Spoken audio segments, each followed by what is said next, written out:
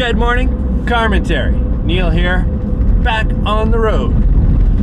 Got my cup of joe. Take a little sip here.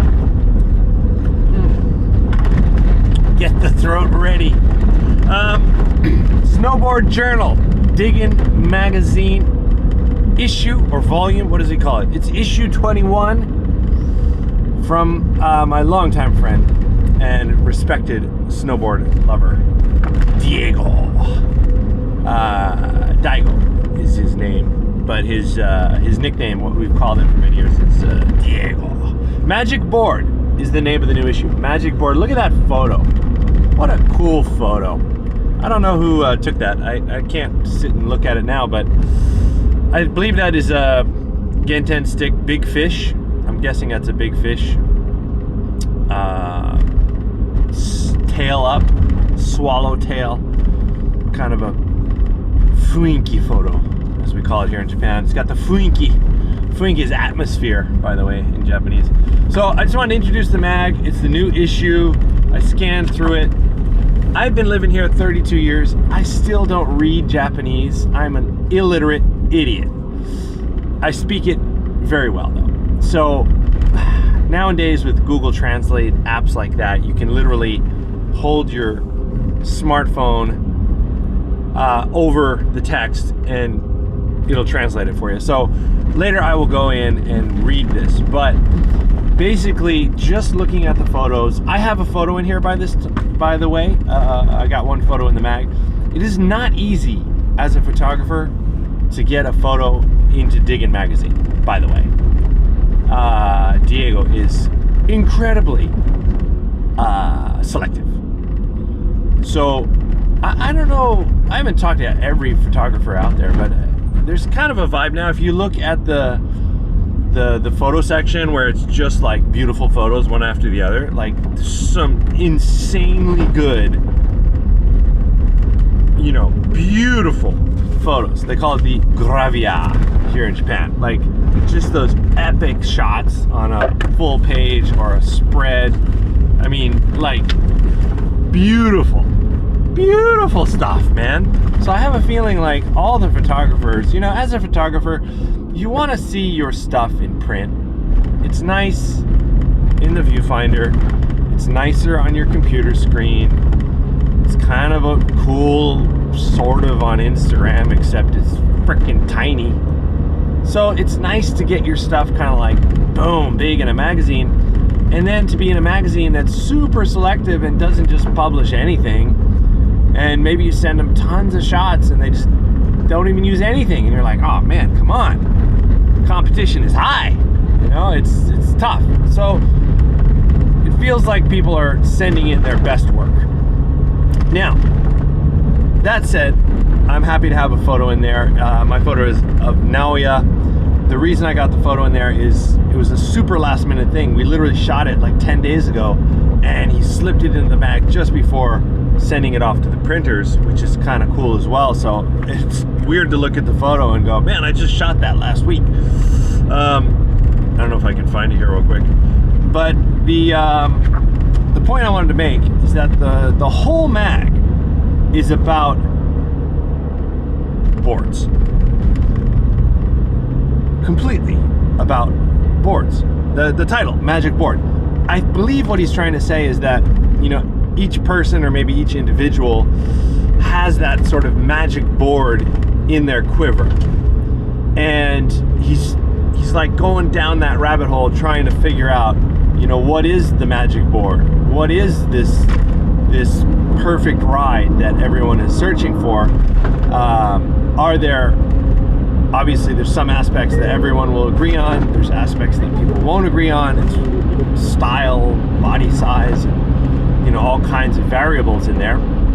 But I just thought it was so cool that he would dedicate an entire issue of the magazine just to talking about boards, board design, board style, he's doing it from all different angles. He talks to people who work in the shops, so he's got the shop people like pulling out their favorite boards. He's got photographers pulling out their favorite boards. other industry people, obviously, you know, the riders, see, from shop owner, there's another little section. From the first page to the last page, that's all the whole magazine is about. There's no bullshit. There's no bullshit about, you know, I don't know, like, you know, a little like resort review or, you know, some other thing. It's just all about the boards. And I don't know if this has ever been done anywhere else in the world, but I think it's pretty cool that we've lost a lot of magazines. We've lost a lot of media in snowboarding, I guess skiing probably as well. In Japan, globally, I believe, from the heyday in the late 90s there, the media punch has certainly lost a lot of its impact. But we have gained, or the strong ones have remained, like Diggin magazine. And they're doing really interesting things in the magazine format. Really, as they say, niching down. That's a YouTube phrase, right? You gotta niche down.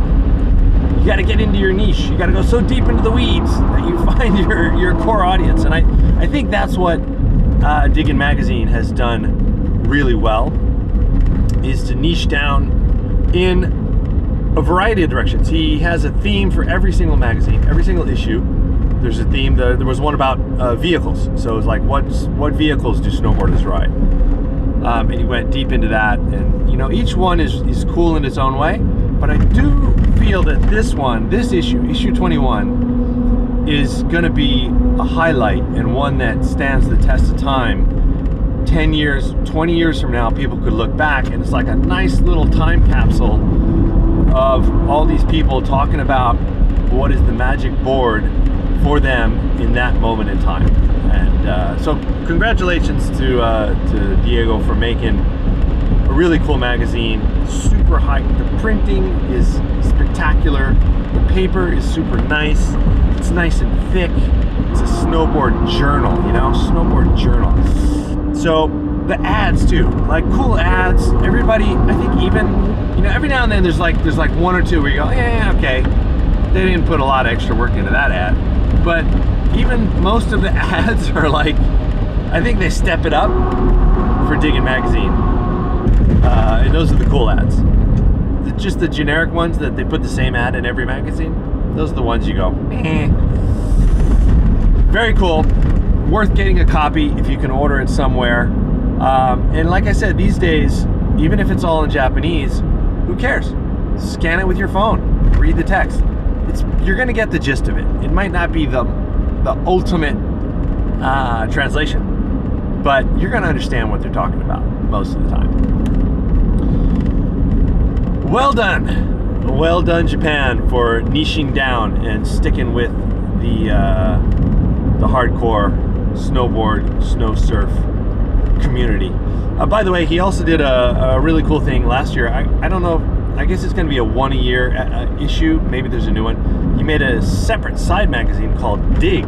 This one's Diggin. And he made one called Dig, and it was aimed at the real young market. Like the teenager into the 20-year-old snowboarder who's into maybe street, jibbing, park, you know, whatever, competition. And that was a cool issue as well. That was cool to see. And he did it because no one else is doing it. Everyone in the industry here, and kind of globally too in some ways, I guess. Maybe you can correct me if I'm wrong, but you know, the whole snowboarding, that the people who really went for it in the 90s there, we've all gotten a lot older, so the industry has kind of gotten older, and now it's all about backcountry and splitboarding and free riding and all this stuff, and we kind of lose the power of the promotional media for that youth market, the young kids coming up who they're not into that stuff yet. They just want to go hit the rails or do whatever they want to do. And in Japan especially, there's really a lack of any showcasing of that group. So he made a mag, put it out. I don't know how well it did, or you know, if the kids bought it or what happened, but it's good to see some movement in that direction with magazines. I guess now with YouTube and Instagram, all the kids just sort of put their stuff out on social media, and that's how they get their info and share their style and etc. But I do think it is important to continue to have some cool quality print media. There's nothing like good magazine in your hand, and then you look at it, you share it with your friends, and you end up putting it on your shelf. And I mean, I still have all my magazines from the 90s. I have a huge collection of Transworld Snowboarding, Snowboard Journal, like a whole bunch of different mags that I was subscribing to and getting at the time, and there's nothing like it. It's gold, man, absolute gold. Someday I'll have to do a whole series of videos just on those old mags. That's it for today. Diggin Mag is on Facebook, Instagram, I believe on the web as well. You can order the mags. If you have any questions or you don't know where to find it, let me know in the comments. And if there's any other cool magazines out there that I should know about that you think are doing stuff similar in quality and content to what Diggin Mag is, I'd like to know about it. Again, anything, Spanish, Canadian, whatever. I'd love to hear about it. Drive safe, everybody.